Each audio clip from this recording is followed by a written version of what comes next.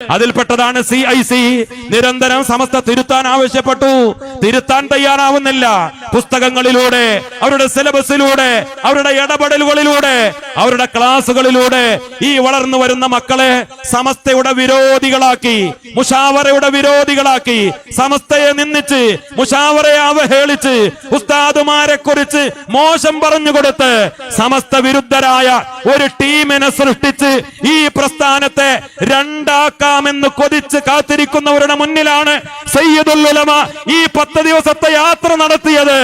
അവർക്കൊക്കെ ഒരു കാര്യം നിങ്ങൾ മൂക്കിൽ വലിച്ചു കയറ്റാമെന്ന് ഉദ്ദേശിച്ച ഈ പ്രസ്ഥാനത്തിന്റെ അനുയായികളായിട്ടാണ് 10,000-കണക്കിന് ആളുകൾ ഓരോ സമ്മേളന നഗരിയിലും നിറഞ്ഞു കവിഞ്ഞത്.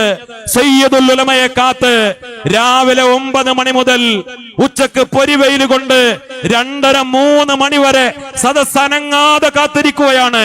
4 മണിക്ക് തുടങ്ങിയ ഓരോ പോയിന്റുകളും രാത്രി 10 മണി, ചിലപ്പോ 10:30 മണി വരെ ഒരാളും ഒഴിഞ്ഞു പോകാതെ സയ്യിദുൽ ഉലമയുടെ അവസാനത്തെ സന്ദേശ പ്രഭാഷണം കേട്ടതിന് ശേഷമാണ് സദസ് 4-5 മണിക്കൂറും വെയിലുകൊണ്ട് വെള്ളം കുടിക്കാതെ കാത്തിരിക്കുന്നത്.